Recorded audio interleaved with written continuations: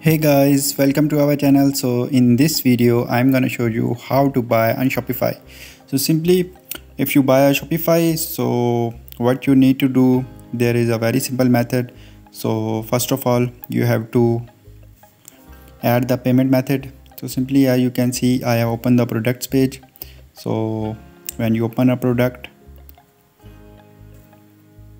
so it's also demand the payment method. So how to do it? First of all, what we need to do, just we have to go back and then click on the setting option.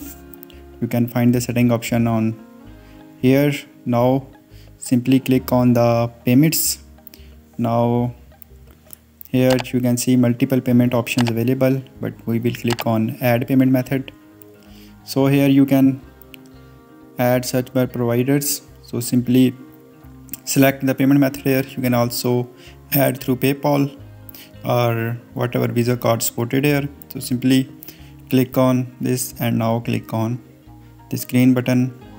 So now when you click on connect, so your payment method will be added.